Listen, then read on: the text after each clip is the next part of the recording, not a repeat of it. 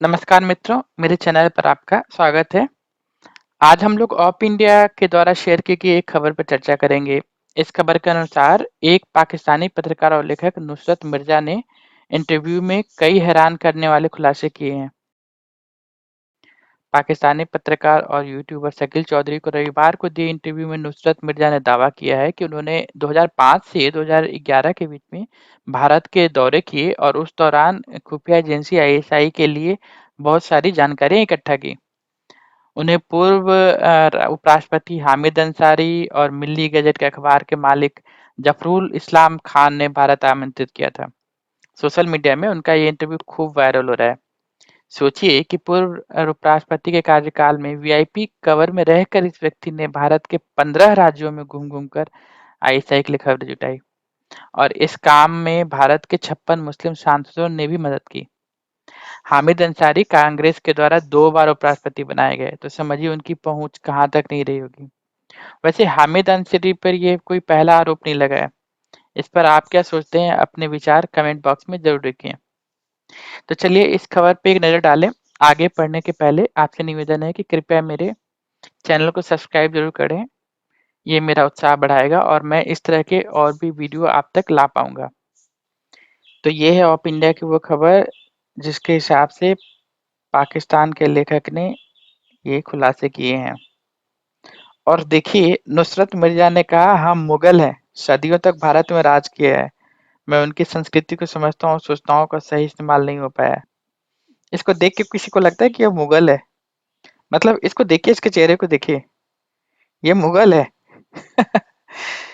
इन्हीं सब चीजों ने पाकिस्तान को डुबा रखा है। विशाल जी कहते हैं so all secular are silent. ये सेक्युलर नहीं है, सिकुलर है, ये साइलेंट ही रहेंगे। इनकी पोल खुल गई है। लेवजोत जी कहते हैं ये हामिद जिहादी गद्दार पहले से ही था। ये हमेशा भारत के खिलाफ ये काम करता आया है। और इन्होंने एक शेयर किया है पोस्ट जो कि पॉपुलर फ्रंट ऑफ इंडिया का इसमें कोई समारोह दिखाया जा रहा है और उसमें हामिद अंसारी को सम्मानित करता हुआ दिखाया जा रहा है। बिल्कुल संभव है ये गठजोड़ जो है। प्रियंका मिश्रा कहती है हमने अपने घरों में सांप ही पाल रखे हैं तो हमेशा डसेंगे, लाजमी है। बिल्कुल सही कह रही हैं प्रियंका जी आप। मराठा पाठक कहते हैं अमित शाह जी क्या अभी भी आपको कोई सबूत चाहिए या फिर हम आपको वोट देना बंद करें? हामिद अंसारी को पकड़कर जेल में डालो, नहीं तो हमें ही डाल दो जो 50 साल बाद वैसे भी होगा। मराठा जी काफी गुस्से में लग रहे हैं। कीर्ति जी कह रही हैं जो धर्म के लिए जीते हैं उनको तुम राष्ट्र सौंप देते तो परिणाम ऐसा ही होता है। एक बात की मुस्लिम हमेशा हिंदुओं के अपोजिट होते हैं। सारे मुस्लिम तो हिंदुओं के अपोजिट नहीं है कीर्ति जी, लेकिन इन जनरल उनके मन में जो ये धार्मिक उन्माद होता है ना, वो उनको सामान्य नहीं रहने देता। नवल सोचने पे मजबूर है कि देशद्रोही को उपराष्ट्रपति बनाने वाले हमारे देश का क्या हाल करते होंगे। गलती से भी देश विरोधी हिंदू से नफरत करने वाले कांग्रेस और उनकी सेकुलर गैंग को वोट मत देना। खुद के परिवार की दुकान चलाते हैं, देश को बर्बाद करने में लगे हुए हैं। नवल जी आप ये बात बिल्कुल सही कह रहे हैं। कांग्रेस अगर अभी तक होती तो हम ऑलरेडी श्रीलंका वाले रास्ते पे होते। जितनी परेशानियां आई हैं इस देश में कोविड को लेकर और बहुत सारी चीजों को लेकर, मोदी सरकार का जो काम है वो बहुत ही प्रशंसनीय है। और अगर कांग्रेस अभी तक होती तो हम बहुत ज्यादा गर्त में जा चुके होते। विनोद जैन आयु को टैग करते हुए लिखते हैं कि अब सबूत होते हुए अगर ये बाहर घूम रहा है तो लानत है भारत की न्याय व्यवस्था और ब्यूरोक्रेसी पे। सरकार को कुछ करना चाहिए, कम से कम एक खोजबीन तो बिठानी चाहिए। रिस्पॉन्सिबल सिटीजन ने एक पिक्चर डाली है जिसमें कि यशवंत सिन्हा का बयान दिख रहा है कि there is no bigger patriots in country than Farooq Abdullah और महबूबा मुफ्ती। एक्चुअली यशवंत सिन्हा जी ने यहाँ एक जोक मारा है कि भारत में फारूक अब्दुल्ला और महबूबा मुफ्ती से ज्यादा कोई देशभक्त नहीं है। मतलब ऐसे देशभक्ति शब्द को भी शर्म आ जाए, वो भी चुल्लू भर पानी में डूब मरे। इस पोस्ट के नीचे में ये भी लिखा है कि ये अपोजिशन के प्रेसिडेंशियल कैंडिडेट हैं और ये भी सोचिए कि अगर ये व्यक्ति राष्ट्रपति बन गया तो इस देश का क्या होगा। दिनेश ठाकुर कहते हैं अगर एक उपराष्ट्रपति के बारे में ऐसा समाचार है तो सांसदों विधायकों पर विश्वास करना मुश्किल है और हिंदू सतर्क हो जाएं क्योंकि अजमेर शरीफ जैसे मुस्लिमों के पाक स्थल से जो खबर आ रही है वो एक ही तरफ इशारा कर रही है कि अब जागने का वक्त आ गया है। दिनेश जी आप बिल्कुल सही कह रहे हैं और जाग कर आंखें खुली रखकर और सही निर्णय लेने का समय आ चुका है। जय गुप्ता लिखते हैं कि ये न्यूज एनडीटीवी पे नहीं आएगी और रवीश कुमार कोई खबर नहीं चलाएगा। इन दोनों का काम मोदी से नफरत करना है और मोदी जी के नफरत का काम जो है वो खटाई में बढ़ गया है। अरुण जी कहते हैं हामिद अंसारी पर देशद्रोह का मुकदमा दर्ज कर एनआईए से जांच कराई जानी चाहिए। जांच तो कम से कम कराई जानी चाहिए और अगर कोई अच्छे सबूत मिलते हैं तो इन्हें जेल में भी भेजना चाहिए। मंजीत जी करें तभी तो भारत में डर लग रहा था कि जुर्म तो छुपेगी नहीं, कभी न कभी पकड़े जाएंगे। सही बात है, सारे के सारे वामपंथी एक ही सुर में राग अलाप रहे हैं कि भारत में डर लग रहा है, भारत में रह नहीं सकते, क्योंकि इनकी कारस्तानी पकड़ी जा रही है और ये जेल में जा भी रहे हैं। ये लेख बताता है कि कांग्रेस देश के विरुद्ध थी, तभी तो उपराष्ट्रपति और उसके मुस्लिम सांसद तक उनकी मदद कर रहे थे, जो पाकिस्तान के लिए सूचनाएं जुटा रहे थे। देश के दुश्मन देश के अंदर है। राम सेवक जी, किले के दरवाजे हमेशा अंदर से खुले हैं इस देश में, नहीं तो हमारे देश में शासन करने वाले इतने कमजोर भी नहीं थे। दिल्ली वाली दीदी कहते हैं ट्विटर पर खुलासे करके अपोजिशन को एक्सपोज करके ट्रेंड चलाकर सब अपने कर्तव्य की तीसरी कर लेते हैं, एक्शन कोई नहीं लेता।